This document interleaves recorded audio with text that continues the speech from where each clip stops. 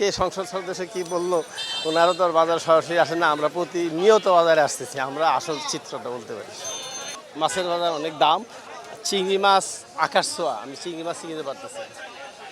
অনেক দাম, মানে যেই চিংড়ি মাছ আমরা কিনেছি 700 টাকা, 600 টাকা, 700 টাকা, 800 টাকা, সেই চিংড়ি এখন 1200 টাকা এরকম হয়ে গেছে, 1200 টাকার উপরে। সুতরাং এইখানে চিংড়ি মাছটা কিনতে পারলাম না, অনেক দাম এখন। আর এমনি গতকাল এক সংসদ সদস্য বলেছে যে বাজারে শুধুমাত্র মদ এবং সিগারেট ছাড়া প্রত্যেকটা পণ্যের দাম কমেছে। তো বাজারের পরিস্থিতিটা এসে কেমন দেখছেন? ওনার কথার সাথে কি মিল আছে? না না না, আমাদের যা ইনকাম অনুযায়ী আমরা সেই অনুযায়ী আমরা খরচ করতে পারতেছি না। এই আয়সা দেখি যে আমি 1000 টাকার বাজার করতে আসলে সেখানে 1500 টাকার মতো লেগে যায়।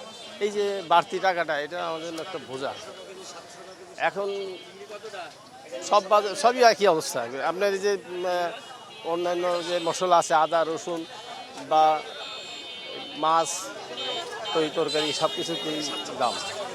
এখন কে সংসদ সদস্য কী বললো, ওনারা তো আর বাজার সরাসরি আসে না, আমরা প্রতিনিয়ত বাজারে আসতেছি, আমরা আসল চিত্রটা বলতে পারি।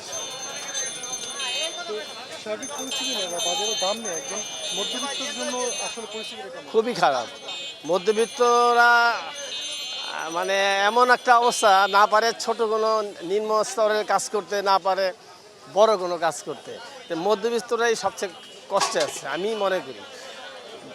ধনীদের কথা বাদ, টাকা যার আছে টাকা তার বাড়তি আছে, কিন্তু যারা মধ্যবিত্ত তাদের অবস্থা খুবই শোচনীয়।